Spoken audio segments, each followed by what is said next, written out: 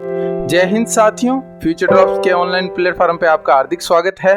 आशा करता हूं कि आप सभी कुशल मंगल और स्वस्थ होंगे और जो अपनी तैयारी है वो क्या है बहुत बढ़िया तरीके से चल रही होगी। तो आज का जो अपना टॉपिक है वो राजस्थान के एग्जाम की दृष्टि से देखा जाए तो सभी प्रतियोगी परीक्षाओं में क्या है पूछे जाने वाला टॉपिक है। और आज अपने बात करेंगे कला एवं संस्कृति में राजस्थान के प्रमुख लोक देवता राजस्थान के प्रमुख लोक देवता की बात करें तो लोक देवता किसे कहा जाता है? लोक देवता किसे कहा जाता है की बात करें तो लोक देवता उनको कहते हैं जो लोगों के द्वारा जिनको देवता के समान या देवता मान लिया जाता है उन्हें लोक देवता कहते हैं।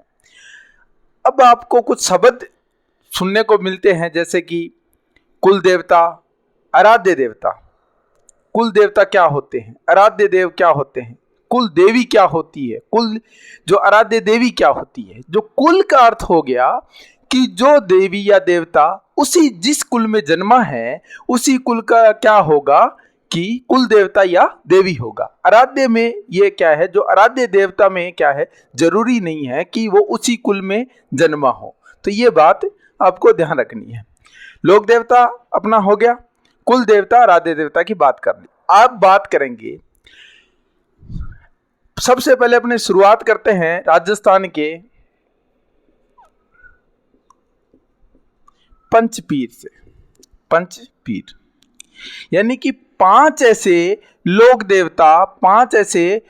देवता जिनको क्या है पीर के नाम से भी जाना जाता है। यानी कि जो हिंदू धर्म और जो मुस्लिम धर्म के दोनों के अनुयायी क्या है जिनके मानते हैं पूजते हैं, ठीक है, तो उनको क्या कहा जाता है, पीर।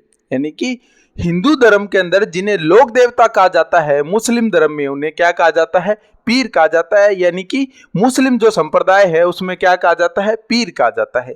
ये बात ध्यान रखनी है। तो सबसे पहले अपने बात कर लेते हैं जो राजस्थान के पांच पीर है वो कौन कौन से हैं। तो पहले बात करें रामदेव जी। दूसरे की बात करें तो गोगा जी चौहान। फिर बात करें तो पाबू जी राठौड़। फिर बात करें तो मेहा जी मांगलिया, ये मांगलिया राजपूत थे।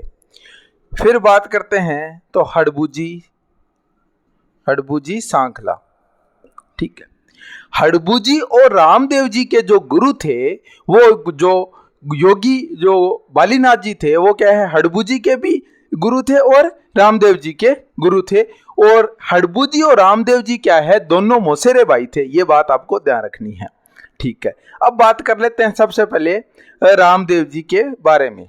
रामदेव जी की बात करें तो विक्रम संवत 1409 को क्या है, जो भाद्रपद शुक्ल द्वितीया को क्या है जन्म हुआ था, अवतार हुआ था। वो कब हुआ था, विक्रम संवत 1409 को। ये बात आपको ध्यान रखनी है। और जन्म कब हुआ था, भाद्रपद शुक्ल द्वितीया को, यानी कि दूज भी कहते हैं, बीज भी कहते हैं। बीज क्या है, गुजराती शब्द है जिसका अर्थ होता है दूज होता है। यानी कि बीज जो है उसका अर्थ भी क्या होता है, दूज होता है। भादवे की शुक्ल द्वितीया को अवतार हुआ था, जन्म हुआ था। फिर बात करें जो इसको क्या, जो ये शुक्ल द्वितीया है इसको क्या कहा जाता है, बाबेरी बीज कहा जाता है। अवतार की तिथि कहा जाता है, ठीक है। ये बात आपको ध्यान रखनी है। भाद्रपद शुक्ल द्वितीया को क्या हुआ था, जन्म हुआ था। और इस इस जो दिन है इसको क्या कहा जाता है? बाबेरी बीज कहा जाता है, अवतार की तिथि कहा जाता है। आपको पता है हिंदू कैलेंडर के अनुसार दो पक्ष होते हैं, एक होता है कृष्ण पक्ष, एक होता है शुक्ल पक्ष। जो कृष्ण पक्ष में अवतार तो किसके थे? कृष्ण जी के, भगवान कृष्ण के अवतार थे, लेकिन इनका जो जन्म था शुक्ल को हुआ था, शुक्ल पक्ष में। ठीक है, ये बात आपको ध्यान रखनी है। अब बात करते हैं अवतार। अवतार किसके माने जाते हैं? श्री कृष्ण भगवान के और विष्णु भगवान के। ठीक है, ये बात आपको ध्यान रखनी है। वंशज की बात करें, वंशज किसके माने जाते हैं? तो अर्जुन के वंशज माने जाते हैं, अर्जुन के वंशज माने जाते हैं। जैसे कल्ला जी है, तो कल्ला जी क्या है कि शेषनाग के अवतार माने जाते हैं। पाबू जी लक्ष्मण के अवतार माने जाते हैं। जाम्बो जी विष्णु के अवतार माने जाते हैं। और देवनारायण जी जो गुजरों के आराध्य देव हैं, वो क्या है? विष्णु जी के अवतार माने जाते हैं। ये बात भी आपको ध्यान रखनी है। ठीक है, अब फिर बात कर लेते हैं अपने, आप साथ साथ में नोट भी करते रहिए ताकि आपको क्या है अच्छी तरीके से आपका जब रिवाइज करना हो तो क्या है ये चीजें आपको काम आ जाए। देखिए, अब बात करते हैं कि रामदेव जी का जो जन्म था, जन्म की बात करें तो वो कौन सा गांव आता है, कौन सा जिला आता है, उसकी बात करें तो शिव तहसील बाड़मेर में। कहाँ? शिव तहसील बाड़मेर में एक गांव है जिसका नाम है उड़ू कश्मीर, उड़ू कश्मीर। ठीक है, शिवजी यानी कि शिवजी से याद रख सकते हो शिव तहसील बाड़मेर और उड़ू कश्मीर, ये बात आपको ध्यान रखनी है। तो जन्म कहाँ हुआ था? जो जन्म था वो 1409 विक्रम संवत को हुआ था। जन्म हुआ कहाँ था? शिव तहसील जो बाड़मेर है वहां हुआ था। और जो गांव का नाम पूछ ले तो उड़ू कश्मीर हो जाएगा। फिर बात करते हैं पिता का नाम। पिता का नाम घर अजमल अवतार लियो, घर अजमल अवतार लियो, अजमाल जी या अजमल जी तंवर। ठीक है, अजमाल जी या अजमल जी तंवर।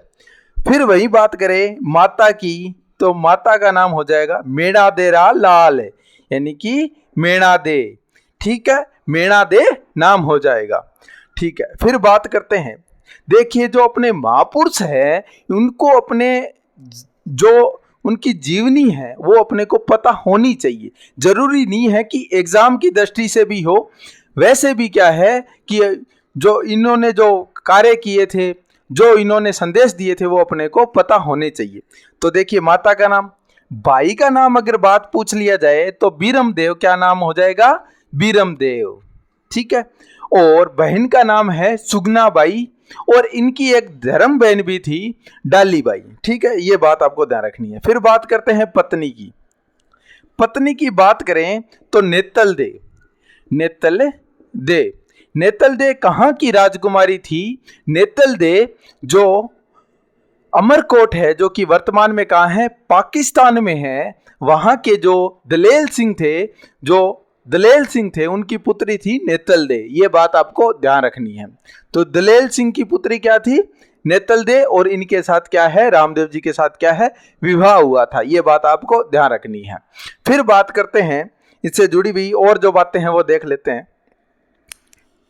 देखिए कि एक नाम आता है भैरव राक्षस का।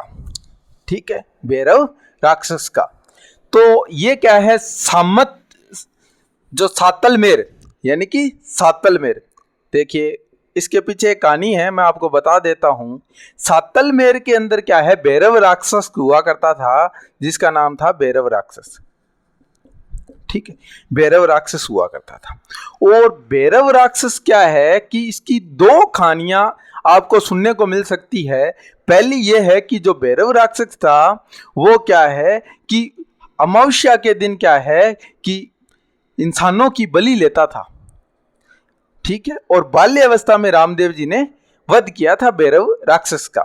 ठीक है। दूसरी जो बात है वो ये है कि भैरव नाम का एक क्रूर व्यक्ति था जो क्या है कि लोगों से भूमि हड़पता था, लोगों को क्या है प्रताड़ता था, लोगों पे जुल्म करता था, इसलिए इसको राक्षस की संज्ञा दी थी। और रामदेव जी ने क्या है कि लोग इसके जो भय से, इसके जो डर से क्या है, इसका भय से मुक्त करने के लिए, लोगों को मुक्त करने के लिए वध किया था। कब किया था? बाल्य अवस्था में किया था। और बाद में इसका नाम क्या है? पोखरण रख दिया था। क्या नाम रख दिया था? पोखरण। और ये पोखरण में रहने लगे। फिर बात करते हैं, इनकी एक बहन थी सुगनाबाई। सुगनाबाई, देखिए सुगनाबाई थी, ये क्या है, इनका विवाह, आपने नाम सुना होगा पुंगलगढ़। पुंगलगढ़, और ये पुंगलगढ़ आता कहाँ है? बीकानेर में आता है, बीकानेर में आता है। और जो महाराणा कुंभा थे, उनकी भी पुत्री जो रमाबाई थी, उनका भी विवाह कहाँ किया था? पुंगलगढ़ में किया था। और सुगनाबाई का विवाह किसके साथ हुआ था? तो वहां के जो सामंत थे विजय सिंह, उनके साथ क्या है? विवाह हुआ था। ठीक है। और जो सुगनाबाई है वो उनके जो भाई है रामदेव जी, सुगनाबाई और रामदेव जी में बहुत अत्यधिक प्रेम था, जिसके कारण क्या है, सुगनाबाई क्या है, अपने भाई रामदेव जी को कहती है कि भैया मैं आपको छोड़ के नहीं जाऊंगी। तब क्या है, रामदेव जी ने क्या है कि कहा कि ये जो पोखरण है, पोखरण, ये क्या है, अपनी बहन सुगनाबाई को क्या है, दहेज में दे दिया था। दहेज में दे दिया था, दहेज में दे दिया था। दूसरी थोड़ी ये भी बात आती है कि ये जो दहेज में दिया था, ये है अपनी भतीजी को दिया था, यानी कि बीरमदेव जी की पुत्री को दिया था। ये दोनों बातें आपको बता दी मैंने। फिर बात करते हैं, ये देखिए, ये यहां से पोखरण से फिर कहाँ जा जाते हैं? रुणेचा आ जाते हैं। ये जी रुणेचा आ गए, रामदेव जी कहाँ गए? रुणेचा आ गए। रुणेचा में एक पेड़ था, और उस पेड़ पे क्या है, इनको एक छोटी बच्ची मिलती है जिसका नाम क्या है? डालीबाई मेघवाल था। ये बात आपको ध्यान रखनी है। और फिर उन्होंने देखा कि जो रुणेचा है, वहाँ के जो क्षेत्र है, उसमें क्या है, जो जातिगत भेदभाव बहुत था, धार्मिक भेदभाव बहुत था। और इन्होंने क्या है कि उन जो जातिगत और भेदभाव को मिटाने के लिए, धार्मिक भेदभाव को मिटाने के लिए क्या है, कामड़िया पंथ की शुरुआत की थी। कौन से पंथ की? कामड़िया पंथ की। कामड़िया पंथ की शुरुआत की थी, कामड़िया पंथ की। ठीक है। अछूतों का उद्धार, जो अछूत कहे जाते थे उनका उद्धार करने के लिए, और जो धार्मिक जो भेदभाव होता है उसको खत्म करने के लिए क्या है कि कामड़िया पंथ की शुरुआत की थी। ठीक है। और कहां से की थी? रुणेचा से की थी। ये बात आपको ध्यान रखनी है। फिर बात करें तो उनकी एक शिष्या थी जिसका नाम था आई माता। ठीक है। रामदेव जी की एक शिष्या थी जिनका नाम था आई माता। अब आई माता है, उन्होंने आई पंथ की शुरुआत की थी। और आई माता है वो कहाँ है? बिलाड़ा, जोधपुर में थी। ये बात आपको ध्यान रखनी। आई माता का पूछ लिया जाए तो बिलाड़ा जोधपुर हो जाएगा। ये अपनों ने बात कर ली। रामदेव जी फिर यहाँ गए, रुणेचा आ गए, और कामड़िया पंथ की शुरुआत हुई। अब इनको पीरों के पीर क्यों कहा जाता है? तो इनके पीछे भी एक बात है, क्योंकि जब इनके जो चमत्कार थे, उनको क्या कहते हैं? पर्चा कहा जाता है कि बाबो पर्चो दे दियो। तो मतलब बाबे ने चमत्कार दिखाया है। ठीक है। और रामदेव जी के जो चमत्कार है उनको क्या कहा जाता है? पर्चा कहा जाता है। अब बात करते हैं कि रामदेव जी को रामसा पीर क्यों कहा जाता है, पीरों के पीर क्यों कहा जाता है? तो जब इनके पर्चों की देश विदेश में क्या है कि बातें होने लगी कि भाई रामदेव जी है, वो क्या है कि चमत्कार करते हैं, तो क्या है कि मक्का मदीना से पीर आए थे। और जब मक्का मदीना से जब पीर आए तो उन्होंने क्या है कि रामदेव जी को बोला कि मैं तो थाने जद माना, जद के है थे माने पर्चो दो। तो जब रामदेव जी ने क्या है इनको अपना चमत्कार जो पर्चा है वो दिखाया था, और उसके बाद उन्होंने बोला कि मैं तो पीर हाँ, थे तो पीरों के पीर हो, ये बात बोली थी। तो ये बात आपको समझ में आ गई राम सा पीर क्यों कहते हैं। फिर बात करते हैं अपने जो इनके जो मंदिर होते हैं वो क्या है, क्या कहलाते हैं, देवरा कहलाते हैं। क्या कहलाते हैं, देवरा कहलाते हैं। मंदिर को क्या कहते हैं, देवरा कहते हैं, ये बात आपको ध्यान रखनी। और जो चरण चिन्हों की पूजा होती है, किन की पूजा होती है, चरण चिन्हों की, जिन्हें क्या कहा जाता है, पगलिया। क्या कहा जाता है, पगलिया कहा जाता है। चरण चिन्हों की पूजा होती है और क्या कहा जाता है, पगलिया कहा जाता है। ठीक है, फिर बात करते हैं कि जो देवरा है, सबसे बड़ा देवरा कहाँ है, वो कहाँ है, राम देवरा रूणीचा जैसलमेर में है। वो कहाँ है, राम देवरा रूणीचा जैसलमेर में है। फिर बात करें इनके जो गुरु थे, गुरु की बात कर लेते हैं। जो गुरु थे, गुरु योगी बालीनाथ जी, योगी बालीनाथ जी, बालीनाथ जी। योगी बालीनाथ जी की जो समाधि है वो मसूरिया पहाड़ी जोधपुर में है। मसूरिया पहाड़ी जोधपुर में है। किसकी समाधि है, रामदेव जी और हड़बू जी के गुरु की। और रामदेव जी और हड़बू जी मौसेरे भाई थे, ये बात आपको ध्यान रखनी है। रामदेव जी के जो गुरु थे वो ही क्या है, हड़बू जी के गुरु थे और उनका नाम क्या है, योगी बालीनाथ जी है। और इनके जो समाधि स्थल है वो मसूरिया पहाड़ी कहाँ बना हुआ है, जोधपुर में बना हुआ है। ये बात आपको ध्यान रखनी है। ठीक है, तो ये बातें होगी। फिर बात करते हैं, इनकी एक पुस्तक थी, राजस्थान के एकमात्र ऐसे लोक देवता जो क्या है, लेखक भी थे, जिन्होंने एक ग्रंथ लिखा था। और उस ग्रंथ का नाम क्या है, उस ग्रंथ का नाम था 24 बाणियां, 24 बाणियां पुस्तक, 24 बाणियां। ये बात आपको ध्यान रखनी है। राजस्थान के एकमात्र ऐसे लोक देवता जो क्या है, लेखक भी थे, वो क्या है, उन्होंने कौन सा पुस्तक लिखी थी, कौन सा ग्रंथ लिखा था, तो 24 बाणियां लिखी थी। और इनके जो ध्वज होते हैं, ध्वज को क्या कहा जाता है, नेजा कहा जाता है।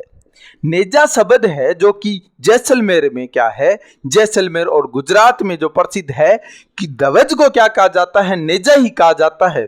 इसलिए ध्वज को क्या कहा जाता है, नेजा ही कहा जाता है। नेजा का अर्थ ही क्या होता है, ध्वज होता है। यह बात आपको ध्यान रखनी है। फिर देखिए इनसे जुड़ी हुई और बातें कर लेते हैं। अब देखिए एक आता है नाम जम्मा। जम्मा, जम्मा किसे कहते हैं, जो रामदेव जी का जागरण होता है, रात्रि का जो जागरण होता है उसे जम्मा कहते हैं। क्या कहते हैं, जम्मा कहते हैं। रात्रि के जागरण को क्या कहा जाता है, जम्मा कहा जाता है। ठीक है, ये बात होगी। तो अब उन्होंने बात की जो रामदेव जी का जन्म है वो कब हुआ था, विक्रम संवत 1409 में हुआ था। कब हुआ था, भाद्रपद शुक्ल द्वितीया को हुआ था, जिसे बाबेरी बीज कहते हैं। अवतार की तिथि कहते हैं, बाबेरी दूज कहते हैं। बीज का अर्थ होता है कि दूज होता है।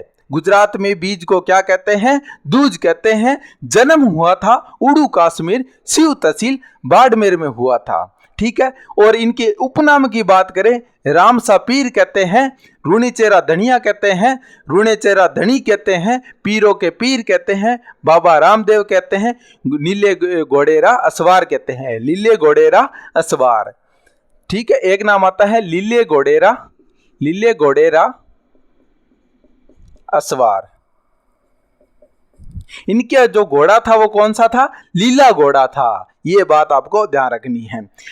पहले अपनों ने बात की थी पंचपीर। पंचपीर में कौन से आते हैं, रामदेव जी, गोगा जी, मेहा जी, पाबू जी और हड़बू जी। हड़बू जी और जो रामदेव जी है मौसेरे भाई थे, और इनके गुरु कौन थे, योगी बालीनाथ जी थे। ये बात आपको ध्यान रखनी है। चलिए इसके बाद अपने बात कर लेते हैं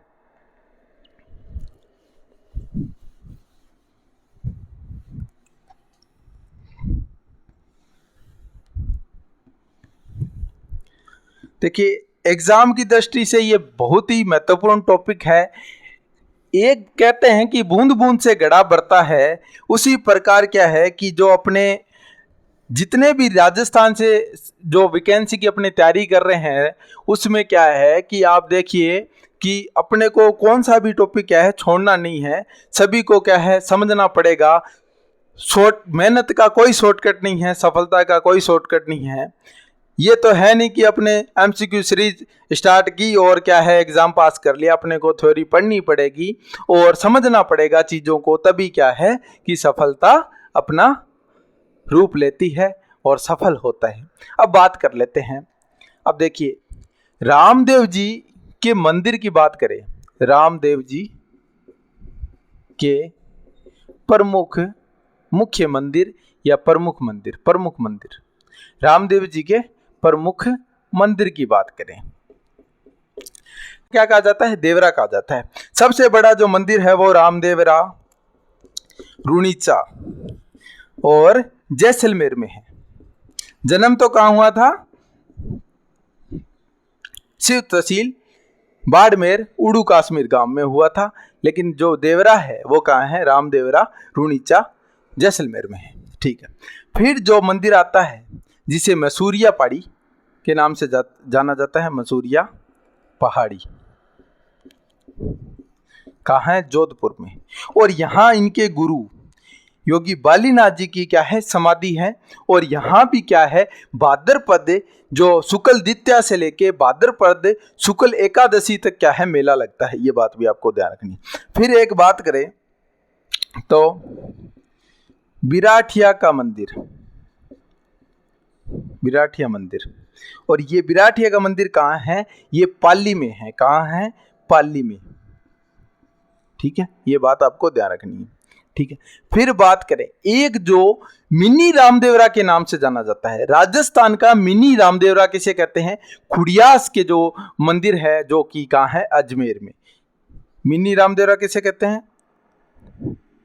खुड़ियास, जा कहाँ है? अजमेर में। ये अजमेर और नागौर की सीमा पर स्थित है, लेकिन ये आता कहाँ है? अजमेर में आता है। ठीक है, ये बात आपको ध्यान रखनी है। तो ये रामदेव जी के प्रमुख मंदिर होगी। अब बात करते हैं मेले की। देखिए मेला कब आ जाता है? ये भाद्रपद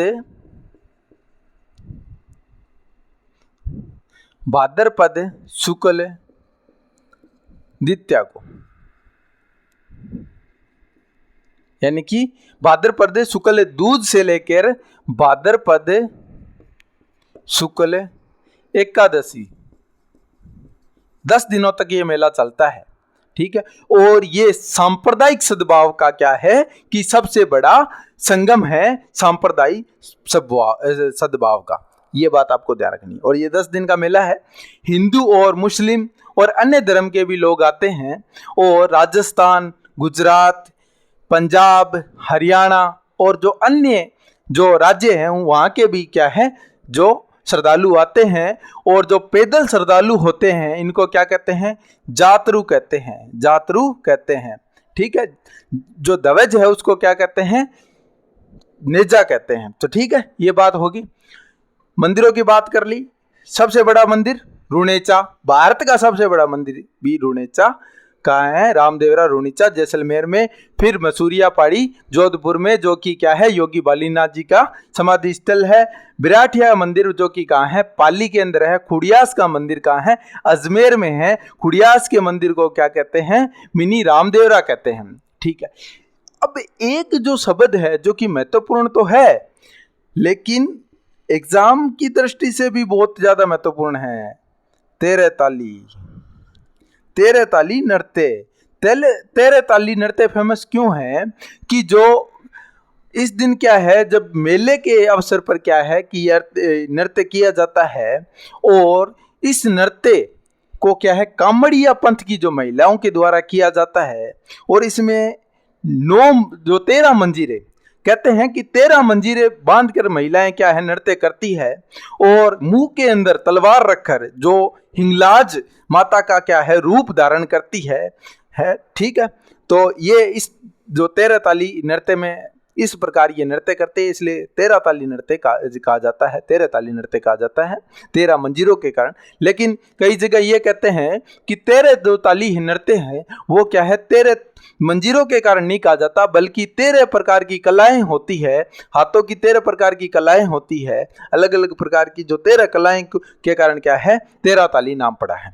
फिर बात कर लेते हैं, अगर थोड़ी सी डीप में बात कर ले तो दाहिने पैर पर जो दायां पैर है उस पे 9 मंजीरे, जो 2 मंजीरे हैं, 9 मंजीरे तो दाएं पैर पर, 2 मंजीरे कोहनी पर और 2 मंजीरे क्या है हाथों में बांधकर महिलाएं क्या करती है नृत्य करती है। थोड़ी सी और बात कर लेते हैं, 13 ताली नृत्य प्रमुख स्थल रूणीचा, आपको पता है रूणीचा हो जाएगा। पादरला जो पाली है उसमें भी क्या है ये फेमस है। और उसके साथ बात करें तो इसकी जो इस नृत्य की प्रसिद्ध नृत्यांगना थी वो कौन थी, मांगी बाई। मांगी बाई आपने नाम सुना होगा, आपको सुना होगा। तो वो क्या है कि इस नृत्य की क्या है कि नृत्यांगना थी। फिर एक नाम आता है मोहिनी जी का आता है, नारायणी जी का आता है, और 2 पुरुष हैं उनका भी नाम आता है। वैसे तो बहुत सारे हैं लेकिन जो प्रमुख है जिन्होंने क्या है अंतर्राष्ट्रीय ख्याति दिलाई उनकी बात करें तो एक तो है कमलदास जी और एक है लक्ष्मण दास जी कामड़। ठीक है, तो वो क्या है कि इन्होंने क्या अंतर्राष्ट्रीय कौन कौन, मांगी बाई, महिलाओं की बात करें तो मांगी बाई, उसके बाद बात की थी मोहिनी जी और नारायणी जी, मोहिनी जी और नारायणी जी। फिर बात करते हैं कमलदास जी और लक्ष्मण दास जी कामड़ ने क्या है कि अंतर्राष्ट्रीय रूप से ख्याति दिलाई थी। फिर जो मेघवाल जाति के जो भगत होते हैं उन्हें क्या कहा जाता है, रिखिया कहा जाता है। रिखिया शांत चित्त जिसका उसे क्या कहा जाता है, रिखिया कहा जाता है। ठीक है, तो ये तो बस मैंने याद करने के लिए बताया है कि रिखिया किसे कहा जाता है। जो मेघवाल जाति के जो रामदेव जी के भगत होते हैं उन्हें रिखिया कहा जाते हैं। कामड़िया पंथ की जो शुरुआत होती है वो रामदेव जी ने रूणेचा से की थी, ये बात भी आपको ध्यान रखनी है। अब थोड़ी सी बात और रहेगी वो अपने कर लेते हैं। जो रामदेव जी ने समाधि जो जीवित समाधि ली थी वो कब ली थी, जो भाद्रपद शुक्ल एकादशी को जो राम सरोवर की जो पाल है उस पर समाधि ली थी। ठीक है, और फिर बात करें तो एक जो अपनी बात रहेगी वो है रम्मत नाट्य से भी संबंधित है, ताकि आपको क्या है कहीं से भी बात ना छूट जाए, कहीं से भी क्वेश्चन निकल ना जाए हाथ से, वो भी अपने देख लेते हैं। रम्मत नाट्य के शुरुआत में क्या है रामदेव जी के भजन गाए जाते हैं, रामदेव जी के क्या है भजन गाए जाते हैं। और बात करें जो फड़ या पढ़ जब बांची जाती है या गाई जाती है तब क्या है कि रावण हत्यावाद यंत्र के साथ क्या है कि क्या क्या गाए जाते हैं, ब्यावले गाए जाते हैं रामदेव जी के। तो ये तो अपनी बात हो गई सारी की सारी। कोशिश यही है कि जो एग्जाम की दृष्टि से महत्वपूर्ण है वो भी बातें, और जो जितने भी इनके प्रमुख महत्वपूर्ण बिंदु बन सकते थे वो मैंने सारे के सारे आपके लिए कोशिश की है। बाकी फिर भी क्या है रह गए, क्योंकि ऐसे महान पुरुषों की जो जीवनी है वो क्या है इतनी छोटी नहीं होती, इतनी जो क्या है कि एक ही क्लास में क्या है कि पूरी नहीं होने वाली। और इनके जो विचार हैं और जो इनके आदर्श हैं वो क्या है कि बहुत महत्वपूर्ण है हर एक व्यक्ति के लिए। तो अपनों ने बात की प्रमुख मंदिर की, रामदेवरा रूणीचा जैसलमेर में है, मसूरिया पहाड़ी जोधपुर में है, और बेराठिया मंदिर कहाँ है, पाली के अंदर है, और खुडियास का अजमेर में। रम्मत नाट्य में रामदेव जी का क्या है कि प्रारंभ में क्या क्या गाए जाते हैं, जो भजन गाए जाते हैं। फिर बात की रामदेव जी की जन्म कब हुआ था, विक्रम संवत 1409 का हुआ था, भाद्रपद शुक्ल द्वितीया का हुआ था, बाबेरी बीज कहा जाता है, अवतार की तिथि कहा जाता है। ठीक है, उड़ू कश्मीर में क्या है जन्म हुआ था, शिव तहसील बाड़मेर में ये क्षेत्र आता है। पत्नी का नाम क्या है, नेतल दे है। अमरकोट की जो दलेल सिंह की जो पुत्री थी वो कौन थी, नेतल जी, और नेतल दे जी, और उनके साथ रामदेव जी का विवाह हुआ था। फिर बात करते हैं चमत्कार को पर्चा कहा जाता है, दवज को नेजा कहा जाता है, और जो सुगनाबाई का विवाह कहाँ हुआ था, पुंगलगढ़ बीकानेर में हुआ था, और विजय सिंह के जी के साथ हुआ था, विजय सिंह के साथ विवाह हुआ था। ठीक है, और धर्म की बहन थी जो डालीबाई जी थी, और डालीबाई जी क्या है मेघवाल जाति से संबंधित थी। और जब समाधि ली थी इन्होंने तो रामदेव जी से एक दिन पहले क्या है समाधि ली थी डालीबाई ने, ये बात भी आपको ध्यान रखनी है। फिर बात की, पहले उन्होंने बात की पंचपीरों की बात कर ली। पंचपीर कौन कौन से? हड़बू जी, मेहा जी मांगलिया, गोगा जी, पाबू जी, रामदेव जी, है ना। तो ये सारी उन्होंने बात कर ली। 24 वाणियाँ का ग्रंथ भी लिखा था और ये राजस्थान के ऐसे एकमात्र लोक देवता हैं जिन्होंने क्या है 24 वाणियाँ ग्रंथ लिखा था, ठीक है। और चमत्कार को क्या कहते हैं? पर्चा कहते हैं। और इनको पीरों के पीर कहा जाता है। मक्का मदीना से जब पीर आए थे तो चमत्कार देखने के लिए, तो रामदेव जी ने चमत्कार दिखाया था, तब कहा था मैं तो पीर हाँ थे तो पीरों के पीर है। ये किसने कहा था? जो मक्का मदीना से पीर आए थे उन्होंने कहा था। तो ये थी जो रामदेव जी की जीवनी है, जो रामदेव जी से जुड़ी हुई बातें हैं लोक देवता उनके। नेक्स्ट वीडियो में अपने जानेंगे गोगा जी चौहान के बारे में। गोगा जी जो गोरक्षक देवता माने जाते हैं, सांपों के रक्षक देवता माने जाते हैं, उनके बारे में उनकी जो जीवनी है उनको देखेंगे। और कोशिश यही रहती है कि आपके लिए ज़्यादा से ज़्यादा कंटेंट लाएं कम समय में। और इसी के साथ इजाज़त चाहता हूँ, लेकिन एक इस वादे के साथ कि आप चैनल को लाइक, सब्सक्राइब और ज़्यादा से ज़्यादा शेयर करेंगे, जिससे